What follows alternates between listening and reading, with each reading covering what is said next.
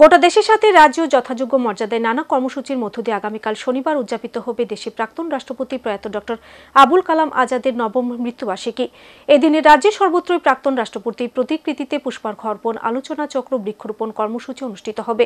এছাড়া আগামী 12ই আগস্ট যুব দিবস উপলক্ষে সর্বভারতীয় স্তরে প্রদান করা হবে আবুল কালাম আজাদ পুরস্কার।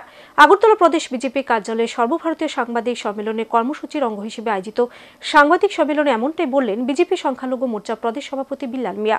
27 জুলাই দেশের প্রাক্তন প্রধানমন্ত্রী প্রয়াত ডক্টর আবুল কালাম আজাদের মৃত্যুবার্ষিকী। এবছর তার নবম মৃত্যুবার্ষিকী গোটা দেশ জুড়ে নানা কর্মসূচির মধ্য দিয়ে উদযাপন করার সিদ্ধান্ত নেয় বিজেপি সংখ্যালঘু মোর্চা। দেশের প্রতিটি রাজ্যের সাথে এদিন রাজ্যের সর্বত্র শ্রদ্ধার সাথে আবুল কালাম আজাদকে নানা কর্মসূচির মধ্য দিয়ে স্মরণ করবে সংখ্যালঘু মোর্চা।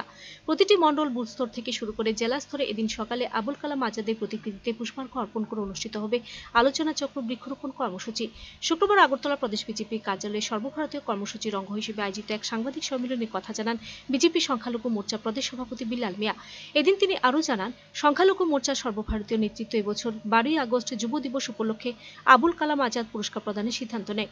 সর্বভারতীয় স্তরে হবে এই পুরস্কার প্রদান কর্মসূচি। যারাই পুরস্কার গ্রহণ করতে ইচ্ছুক যোগ্যতা সম্পন্ন ব্যক্তিদের আগামী 6 আগস্টের মধ্যে আবেদনপত্র জমা দিতে হবে। রাজ্য স্তরে জমা করা আবেদনপত্রগুলি পরবর্তী সময় সর্বভারতীয় স্তরে প্রেরণ করা হবে। সেখানে সমস্ত দিক খতিয়ে দেখে চূড়ান্ত তালিকা ঘোষণা করা হবে। 11:30টার সময় সারা ভারতবর্ষব্যাপী প্রেস কনফারেন্স চলছে।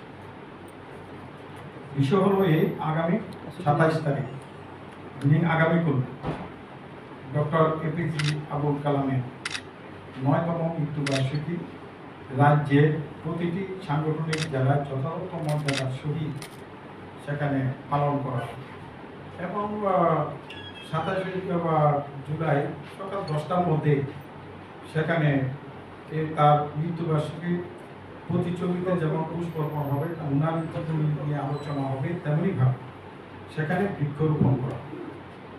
আর এটা প্রতিটা জেলায় হচ্ছে এবং কোথাও কোথাও মন্ডল হবে, যেহেতু আমাদের পঞ্চায়েত ইলেকশন সেহেতু বেশি বিস্তীর্ণ আকারে করা সম্ভব হবে না, তারপরেও এটা করানো হচ্ছে। এখন দ্বিতীয়ত হলো ইউথ ডে, সেখানে আগামী 12 তারিখ সেখানে ইউথ ডেকে লক্ষ্য রেখে সেখানে সারা ভারতবর্ষে ইউথদেরকে করার জন্য আবুল কালাম অ্যাওয়ার্ড দেওয়া হবে মাইনরিটি মোর্চার অল ইন্ডিয়া কমিটির পক্ষ থেকে।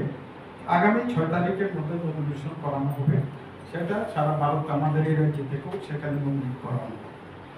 এই কারণে আমাদের ডক্টর আবুল কালাম আজাদের উপর আমরা সেখানে গুরুত্ব আরোপ করছি সারা ভারতবর্ষে। উনার জন্ম যেটা উনার যে বাস্তবিক ব্যুরো রিপোর্ট, সার্চ ইন্ডিয়া।